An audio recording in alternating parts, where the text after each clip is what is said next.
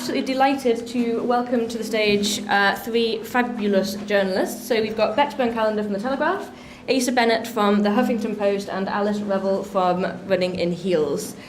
These guys are just going to talk to you. Forget you all to introduce yourselves a little bit and just give a bit about your kind of background and what kind of stories you work with and things like that. And then we'll get into where kind of pop-ups are in the market and some top tips, which I think people are really here to hear, you know, how do I actually get into your papers or your magazines. So if AC, you want to kick off? And you can pick the microphone up as well again. All right, take the microphone.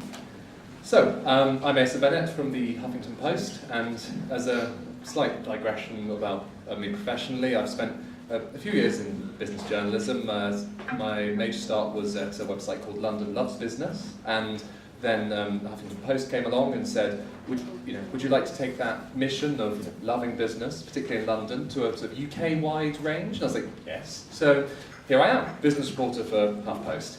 And in terms of what I'm looking for is the sort of alternative, the quirky, the different, the sort of the people behind the businesses are what really stands out. The stories they have, the journeys they've gone through, the challenges and what they're aiming to do. Because obviously we're not just looking for any sort of ten-a-penny person, it's someone who is really able to sort of stick out in that way. And so, I mean, if you know why you're unique, if you know what that line is in a sense, even as offbeat, as silly as it may be, obviously I'd love to hear from you. And as well as a shameless plug, we've also got a blog section, not just me writing stuff for business, of where you are able to speak yourself about whatever you've got on your mind, what it's like being you. And so just equally get in touch with that, and we'd love to feature on the website. Fantastic. And Bex, do you want to go next? Hi, I'm Becky Burn-Callander. I'm the enterprise editor at the Daily Telegraph. I've been writing about entrepreneurs specifically for about 10 years now. It's a great beat, and you're all particularly in vogue. There's not a day that goes past where I don't hear about either crowdfunding or pop-up businesses. And there's been an amazing surge in pop-ups in the last few years as these big companies realise they've got all this property they can't use. What do we do? How do we make a little bit of money? And that's enabled all these startups to come through. But the problem of being in vogue is that there are a lot of pop-ups, and it's getting harder and harder to stand out from the crowd. So hopefully that's what I'm going to be helping you with today, is cutting through all that noise and getting into my pages, his pages, online pages, and obviously Alice's pages as well. So yeah, hopefully I'll have some tips for you later. Thanks. Hi, so I'm Alice Revel. I set up Running in Heels, which is not really about running and occasionally about heels. So we're an online magazine for women. Our sort of point of difference is that we're slightly focusing more on what you might call intelligent content, as well as sort of fashion and beauty.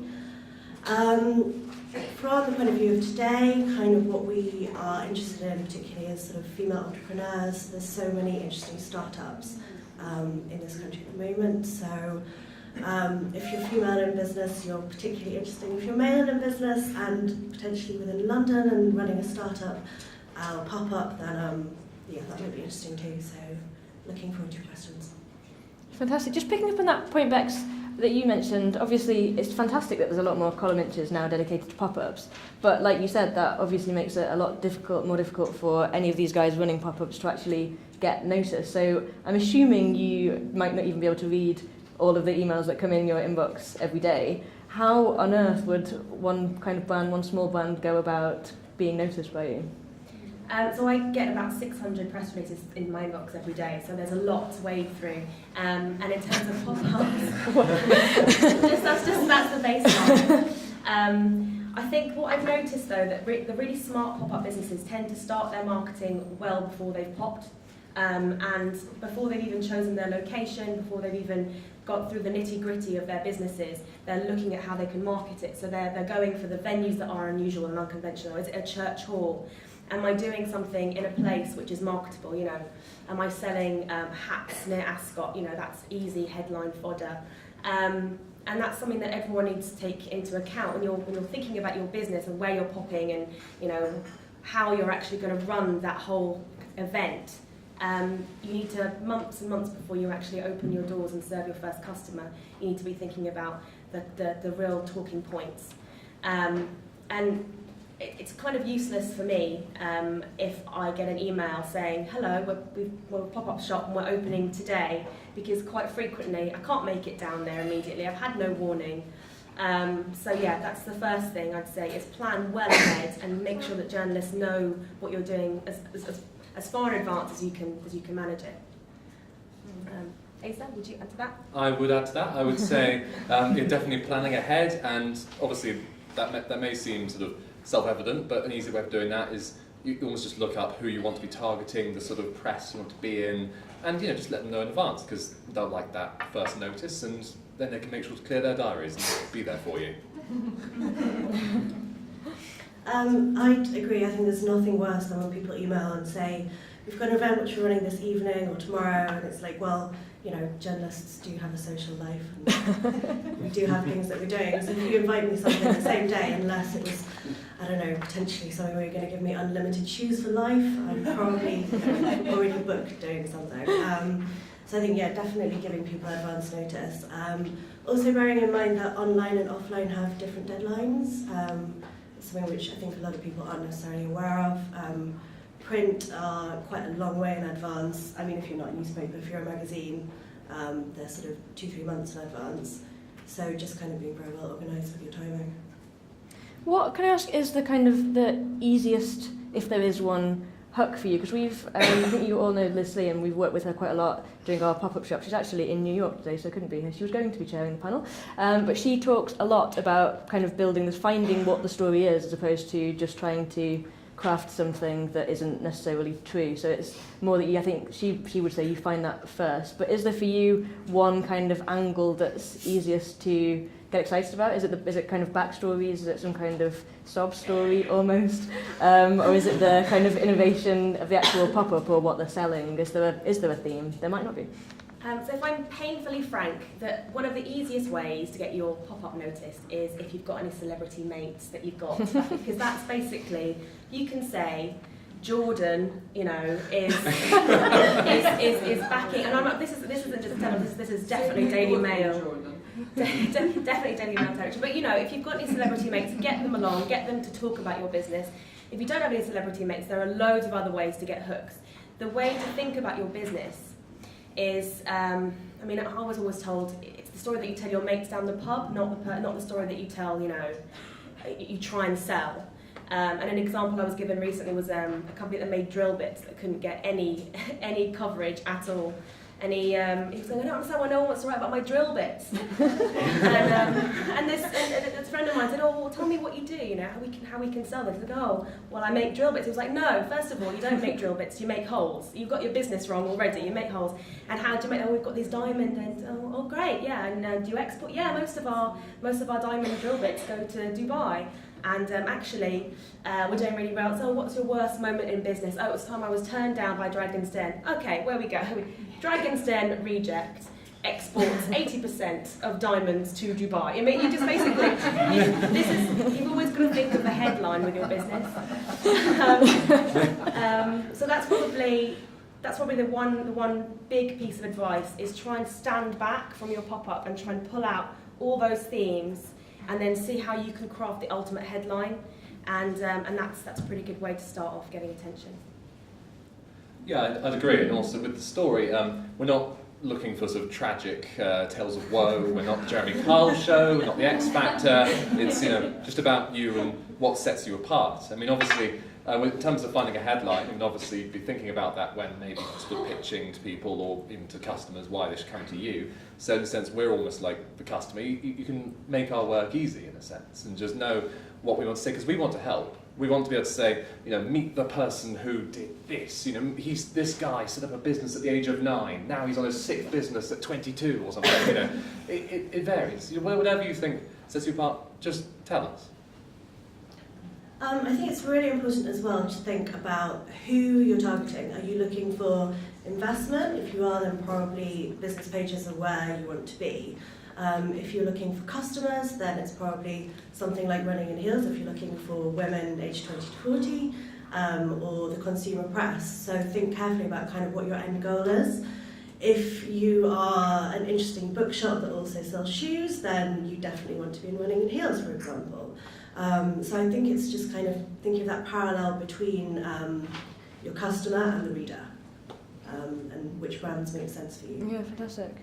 I think it's definitely interesting, especially we try to get pop-up press coverage as well, so interesting for me. I've got lots and lots of questions, but I'm going to open it out to see if anyone else has any questions. We've got a roving mic somewhere that I'm going to give to Martin.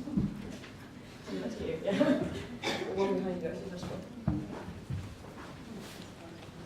Hi. My name is Britta. I'm the founder of the Secret Pillow Project.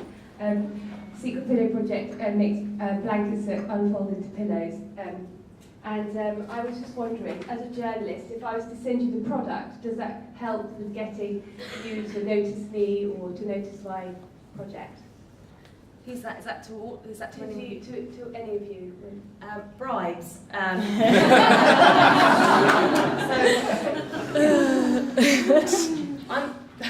We love bribes. It doesn't guarantee you column inches, but there is definitely something to be said about opening a product and seeing it and feeling it or trying it, and it does make a difference. I mean, especially if it's something that's very new, or you haven't seen this kind of thing before. It helps to sometimes see that product.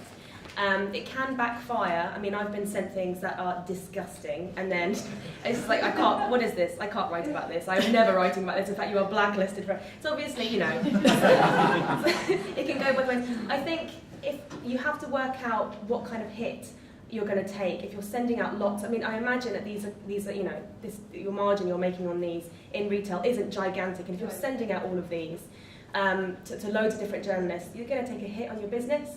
I would think very carefully about which journalists you desperately want to target, the ones in exactly the right magazines, the right papers, and chat to them a bit before. Ask them if they would like to see a sample, but make sure you've got a dialogue going first. Don't just blind send things out, because they can end up going to the wrong people. I have my stuff nicked by fashion all the time.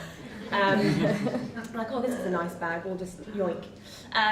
So yeah, I mean, I think that it's a good, especially with something as tactile as your product. I would send out a few samples, but keep it to the minimum.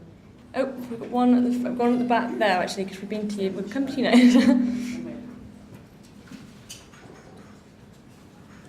I'm about to launch my network business. I'm interested in pop-up for that reason, but I have a more general question. I've been trying to get in touch with editors and bloggers for quite some time. It's really, really difficult to get any response back. I want to know, is it worth keeping on trying to get in touch with those people, or is it worthwhile paying for a press release service to issue your press release? Who are you, are you emailing people randomly? Are you sending them details of your product? I'm emailing or calling them. It's very hard to get a response. I have got a few responses, but I'm wondering, is it worth paying for a service that sends out your press release, or is that a complete underwasted? Yeah. Personally, I'd say it's a complete total waste of time. I mean, 650 press releases a day, there's no reason that one is going to get through more than any of the other ones. I'd say if you're having real difficulties, I would wonder what you're sending exactly. Even with 650 press releases a day, the fantastic ones do rise to the top, and if it's an interesting story, you don't need to bribe us to cover it. Right. I'd say potentially looking into maybe PR might be useful, but I definitely have a reread of the email that you're sending. Can I just add to that, and then I think Ed's got a point as well. I know, itching. If you personalise the email as well, that makes a big difference. I get a lot of them that basically say "Dear Rebecca," and then copy and paste below, and you can sort of spot them a mile off. And often, they send the wrong title, so I get ones that are for the Mirror, and or they haven't particularly targeted my pages, so they basically sent me a consumer press release for an entrepreneurial page.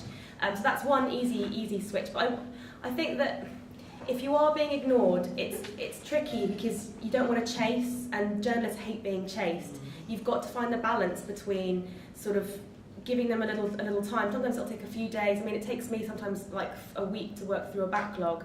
But if after a week you're still not hearing back, a little teaser with a kind of, just wanted to let you know I've got this extra exclusive bit of news for you. So either a new launch for your company, or a little teaser that's a bit extra. Always give a little bit more to try and lure them back in. that can be a way to sort of re-engage with the person that's already dismissed a release. Asa?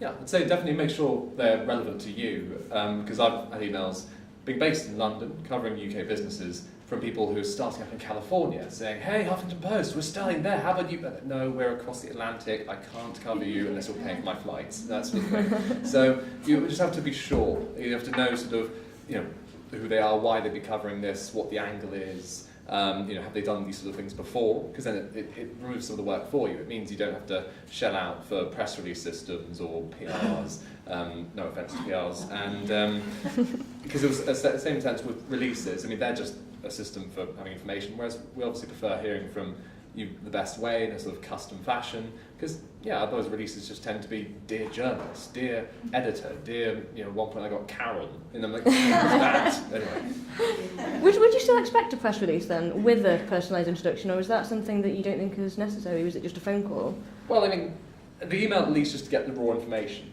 because at the same time, we all tend to be busy, and so if you're phoning, if we don't have the information ahead of us, I mean, I might be speed reading it while talking to you, and so that can, get to the key point, go, yes, brilliant, we'll talk then, or tomorrow, or what have you. So the personalisation helps. I mean, as long as it doesn't seem really obvious that you didn't know who we were, and then we'd obviously do our best to help. Fantastic. Lots of hands. Where are you, Martin? If you want to come to the lady here in the black. Oh, in front, keep going forwards. That's backwards. There you go. Hi, so you receive 600 emails a day with press releases. What is going to make you open that email? What title is going to grab your attention? Everybody's going to use that now, I'm sure. But if it's Auto Traders Association of the Year celebrates dinner, that's really... And people think that if you put everything in caps, then yay, shouting at me, it's 6:30 in the morning. Okay, so basic housekeeping with emailing journalists, I would say, in your subject line, you want to give the bare bones of the story that you're selling. So you want to have your company name, what the story is, and don't make it particularly long. I'm scanning often on my phone. In the main body of your email, this is all getting very specific, but it might be useful because I think some people, they don't teach you this in school.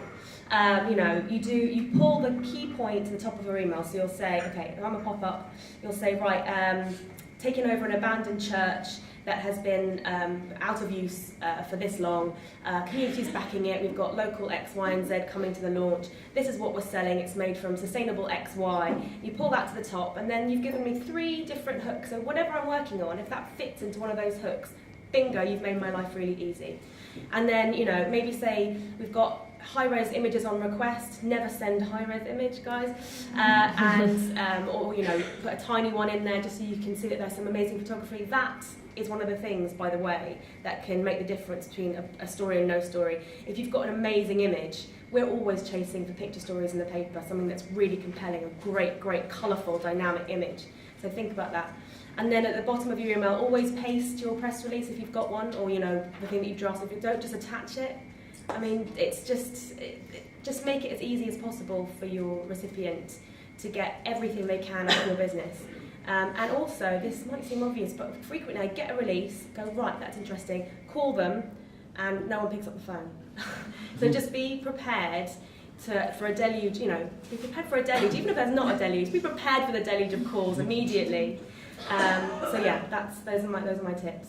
Okay, fantastic. We've got about 5 more minutes on this as well. I think very carefully about who you're writing to. So if you're writing from a business point of view, address the email in that sort of direction. If it's a consumer angle and if it's a women's magazine, then take that angle, but always tailor what you're sending to the person. Don't just copy and paste something and hope that it'll get picked up, because it's kind of, we're busy people just as you are, so have respect for us, and hopefully we'll be able to have some respect for you. Can I just add something? Yeah. Because the thing also to keep in mind, in a sense, is journalists tend to have short attention spans. So they will be reading the first paragraph of the email. If it doesn't grab them, they're not going to read the second paragraph. That you want to almost have that sell the elevator pitch, the sort of thing where it's get their attention, leave them wanting more. Because in a sense, they have to report to the editor. They want to have things that make readers click it and open it, and so it's a kind of cycle. But yeah. Next questions. If you want to go over there.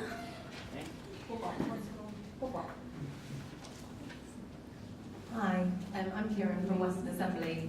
Me and my sister are launching a menswear multi-brand retailer early next year. So we're starting to think about sending out press releases and things like that. But is there a specific time of day or day of the week that is potentially like we're more likely to get in? For me, I'd say the afternoon, but because we, as an online publication, have a sort of print deadline of every second, whenever, as soon as it's ready. So yeah, it's generally go for it. So I'm a little bit of a weird beast because I have 4 pages to fill every week in the newspaper. So my deadlines are lunchtime Monday, lunchtime Tuesday, lunchtime Thursday, and pretty much whenever for the Sunday paper. You can do a bit of research and a bit of digging. I mean, my very dear friend and arch enemy, James Hurley, for example, at the time. I do love him, but he's now my nemesis. He'll have a completely different set of deadlines to me. So it's worth asking the question of the individual. I will tell you one of the biggest secrets of newspapers ever, which is that we don't have that many people working weekend shifts. So if you pitch a story on a Sunday for a Monday, the chances are there are inches of paper to fill and only 4 people working. So that would be my big tip about pitching to newspapers. Get in your release on the Sunday morning, and you're probably about 55% more likely to get it in the paper than any other time of the week. And you didn't hear that from me. I'd say definitely Sundays and Wednesday. Wednesday afternoon seems to be like quite a bit of a dead time in terms of it's not Monday and you're kind of sorting through stuff, and it's not Friday and you've kind of switched off and gone on to weekend mode. So yeah, Wednesday's good. Okay, we've got time for one more question. If you go right next to you in the grey. Behind you there, yep. Hi, I'm Sharon. I've just launched a business. I design jewellery to wear in shoes, so I'm calling it Couture for Your Shoes. So I've been looking at ways of getting my brand known. What's your view on using Twitter to approach journalists and editors? And what is the etiquette, or do you prefer email over Twitter? I'd say make sure that there's an email in the inbox, and feel free to use Twitter as a nudge, but I mean, I'd be impressed if you can do a good pitch in 140 characters. So Twitter, I think, is more useful for sharing images, for example, because they can be really eye-catching, being like, look at my pop-up, this is before, this is after, doing it that way. I think Ace is right, trying to pitch journalists gets a bit tricky. The one thing that I think does work still is the publicity stunt, the old-fashioned publicity stunt. I was talking to Michelle Moan from Ultimo yesterday, and she reminded me that she got into £480,000 of debt setting up her business, her lingerie business, and only had 500 quid to market it when it opened. So with that 500 quid, she hired 12 actors and got them dressed up as plastic surgeons and had them picketing Oxford Street going, down with Ultimo bras, they're putting us out of a job. They stopped traffic. One of the bonkers plastic surgeons lay in Oxford Street, stopped buses. It got on every single news channel within 25 minutes, and that was on basically on 500 quid and loads of social media. So if you're doing something like that, then definitely Twitter's the way to go, and it's cheap. So. I think we often get things where people say, hi, would love you to take a look at blah, blah, blah, which then, I'm afraid to say, journalists were a lazy species, so if we then have to go and look at it and then find your email address and then email you, it's kind of like, well, hang on, no, why don't you just email me? So I'd say, think carefully about Twitter. Okay, I'm afraid that's all we've got time for, although I'm sure we could talk about this all day, because I think, it's been some fantastic tips that we've had. I'm sure everyone's going to be prepping their press releases to send on Sunday morning now. If you'd like to thank the panel.